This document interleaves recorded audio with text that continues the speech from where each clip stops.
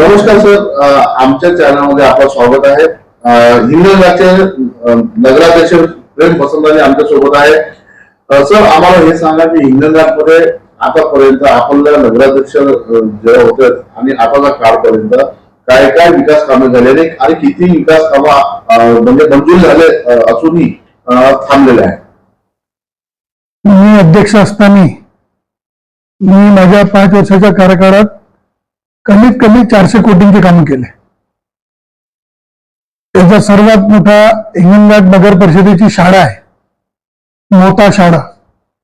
तिथे 9 कोटी रुपये लावून आपण तिथे 5 स्टार शाळा, जसं आपण प्रायव्हेट मध्ये शाळा बघतो त्या हिशोबाने आपण ती शाळा नगरपालिकेची बनवली. आणि नगरपालिकेच्या शहरातला तुकडोजी पुतळा ते तिलक चौक हा रस्ता पूर्ण रुंद करून 4 पदरी रस्ता केला. आणि 11 पाण्याच्या नवीन टाक्या अमृत योजनेतून आणि घरोघरी नळ, 7,000 LED लाईट्स आणि शिवाजी पार्कला सौंदर्यीकरण केलेलं आहे. असे अनेक उपक्रम, असं शमशान घाट तो पाहण्यासारखा आहे, खूप सुंदर. तिथे 3.5 कोटी रुपये खर्च करून ते आपण तयार केलेलं आहे. माझा कार्यकाळ संपल्यानंतर आता जवळपास 3.5 वर्ष झाले आहे. आता तिथे प्रशासक बसून आहे. लोकप्रतिनिधी आणि प्रशासक याच्यात खूप फरक असतो. आता जी नवीन बॉडी येईल, जर जनतेने आपल्याला आशीर्वाद दिला, पुन्हा भारतीय जनता पार्टीची सत्ता आली आणि भाजपचा नगराध्यक्ष झाला, तर राहिलेले संपूर्ण काम आपण करू. शासकीय वैद्यकीय रुग्णालय व महाविद्यालय इथे स्वतः शासन निर्णय काढलेला आहे. त्यांनी शासन निर्णयानुसार त्यांनी हा घोड केलेला आहे असा आरोप आहे. नाही, शासकीय महाविद्यालय जाम इथे मंजूर झालेलं आहे.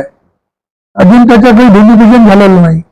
फक्त त्याचं DPR तयार झालेलं आहे आणि मागच्या वेळी कटारिया भवनमध्ये त्याच्या प्रेझेंटेशन झालं.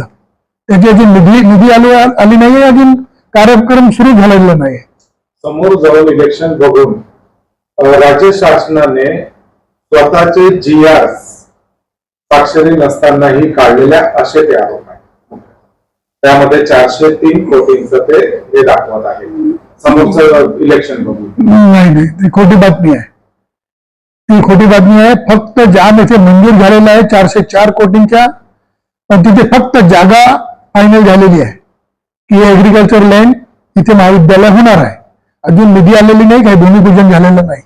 आणि आमच्या आमदार साहेबांच्या नेतृत्वात ते सर्व होणार आहे. 5 कोटीच्या वर आणि बांधाऱ्याचा हा एक घोटाळा प्रकार समोर आला आहे. याचं आपलं काय म्हणणं, काय सांगा? नाही, मी अध्यक्ष झाल्याच्या अगोदर राष्ट्रवादीची इथे सत्ता होती, तेव्हा जे नगराध्यक्ष होते 5 कोटी 33 लक्ष रुपयाची जाहिरात आली होती, पण प्रत्यक्षात तिथे बंधारा झाला नाही. म्हणून तो भ्रष्टाचार मी स्वतः काढला ते. आणि जो कोणी ठेकेदार होता, मी अध्यक्ष झाल्यानंतर तो अजून 3.5 कोटी मला मागायला आला होता. मी त्याला आगळून काढला होता की जो टेंडरच 5.33 आहे, 5.33 खर्च झाले, बंधारा झालाच नाही, तर तुमचे पैसे कशाला देणार, तुम्ही कोर्टात जा. मी असं त्यांना सजेशन दिलं होतं. मी 1 रुपया कोणालाही दिला नाही. नवीन बंधारा मंजूर झालेला आहे 47 कोटीच्या. आमचे आमदार समीर कुनावार यांनी ते देवेंद्रजी फडणवीस यांना मागणी करून ते मंजूर करून आणलेला आहे. शासनाचे बनावट निर्णय तयार करून कोट्यवधी निधी घोटाळा होत आहे असं विरोधकांचं म्हणणं आहे. हे कुठपर्यंत खरं आहे, कुठपर्यंत खोटं आहे? 100% खोटी आहे, 100%. कारण की आमचे महाराष्ट्राचे जे मुख्यमंत्री आहे देवेंद्रजी फडणवीस असे खोट्या कामांना कधीच भाव देत नाही. आणि हिंगणघाट शहरात असा कोणताही प्रकार झालेला नाही. ना डिजिटल स्वाक्षरी आहे, ना त्या संबंधित अधिकाऱ्यांच्या संकेतांचे क्रमांक पण नाही आहे, ना शासनाच्या संकेतस्थळावर उपलब्ध आहे. असेही फेक शासन निर्णय घेण्यात येत आहे असा आरोप आहे. नाही, ते विरोधक जाणून बुजून करत आहे. काही याच्यात तथ्य नाही आहे. एकही तुम्ही मला असा GR दाखवा, मी स्वतः मुंबईला जाऊन त्याची चौकशी करेल. असा काही विषय नाही. आपल्या कार्यकाळात आता म्हणजे काय जे मंजुरी मिळाले कामाचे पूर्ण झालेले आहेत का? आणखी म्हणजे आपल्या मताने आपण नगराध्यक्ष होते आणि किती कामं हिंगणघाटमध्ये बाकी आहे? अमृत 2 माझ्या काळात मंजूर झालेली होती. ती नॅशनल हायवेच्या त्या काळाची बस्ती वाढलेली आहे. त्याचे आता मी तर काही 3.5 वर्ष झाले मी नगरपालिकेत जात नाही, माझ्या घराकडे संपलाय. पण अमृत 2 ला मंजुरी मिळालेली आहे, त्याचे कामं सुरू आहे. आता नवीन बॉडी आल्यानंतर आपण लक्ष घालू. समोरचे इलेक्शन बघता लवकरच ऑक्टोबर किंवा नोव्हेंबर मध्ये जिल्हा परिषद आणि नगराध्यक्षाचे चुनाव लागणार आहे. तर त्यासाठी आपली काय पूर्वतयारी यामध्ये दिसते? भारतीय जनता पार्टी सतत 12 महिने आम्ही काही ना काही पब्लिक टच मध्ये राहतो. आज सकाळीच आमचा मोठा वृक्षारोपणाचा कार्यक्रम होता आणि डोअर टू डोअर आमची जी चौपाल सभा आहे, प्रत्येक प्रभाग आमचे 17 प्रभाग झालेले आहे. राहिलेले जे 23 प्रभाग आहे ते आपण रोज एक प्रभाग पर्सनली जाऊन तिथे आपण पब्लिक आणि पूर्ण वार्ड फिरून जनतेशी आम्ही टचमध्ये आहोत. आपण एक हिंदी भाषी समाजाने बिलॉंग करता आणि महाराष्ट्रात सध्या चाललेला हा वाद मराठी वाद, भाषा ही बोलचालीसाठी असते, पण आता भाषा ही राजनीतिक मुद्दा बनलेला आहे. यावर आपण काय म्हणतो? महाराष्ट्रात जो राहतो त्यांनी मराठी माणसाचा मानसन्मान राखलाच पाहिजे.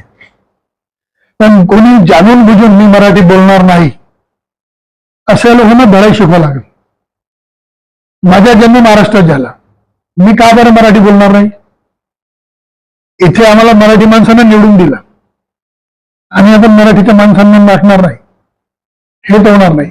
पण काही असे व्हिडिओ आलेले आहे की हो मी महाराष्ट्रात राहतो मराठी बोलणार नाही, त्यांना तर चोप दिलीच पाहिजे.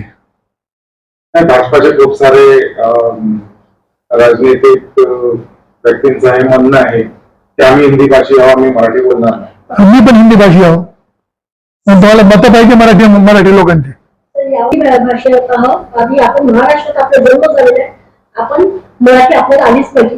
तर निशिकांत दुबे खासदार त्यांचं असं म्हणणं आहे की महाराष्ट्रामध्ये खास मुंबईमध्ये जे उद्योगपती आहे ते टाटा बिर्ला असे मोठे मोठे उद्योगपती आहेत अंबानीमध्ये, पण ते हिंदी सगळं नाही, तर मराठी लोक त्यांच्या तुकड्यावर जगतात, त्यांच्या पैशावर जगतात. तर आपली काय यामध्ये प्रतिक्रिया? नाही, ते निशिकांत दुबेच्या स्टेटमेंट चुकीचे आहे. भले ते भाजपचे खासदार असेल, पण जे त्यांनी म्हटलं ते आम्ही मान्य करणार नाही. मराठी येत नाही ते आम्ही शिकणार आहोत, शिकून राहिलो, पण मी बोलणार नाही अरे रवी वाली भाषा चालणार नाही. यंदा आपले 38 मधून 30 नगरसेवक निवडून आले होते. या निवडणुकीमध्ये आपला सामोरची प्रक्रिया आणखी काय आहे, कशी आहे? आता एक प्रभाग वाढलेला आहे, आता 40 नगरसेवक झालेले आहे. आणि आमची ती इच्छा असं की 100 पैकी 100% आपल्याला जसं आर्वी शहरामध्ये 25 पैकी 25 नगरसेवक भाजपचे होते, 100% आणण्याचा आपण प्रयत्न करू. पण शेवटी कसं आहे, जनतेचे आशीर्वाद पाहिजे. आमच्या हातात काही नाही राहत. जनता आमच्या पाठीशी राहील तर पुन्हा भारतीय जनता पार्टीची 100% सत्ता आपण बसवणार. हिंगणघाटचे जे जनता आहे, जे लोक आहेत, त्यांना आपल्याकडून काय एक संदेश आहे? हिंगणघाटची जनता भारतीय जनता पार्टी सोबत आहे. कारण की आता 3ऱ्यांदा आमचे आमदार समीर कुनावार सलग 3ऱ्यांदा विधानसभेत गेले आणि भारतीय जनता पार्टीचा आशीर्वाद आमच्या सोबत आहे.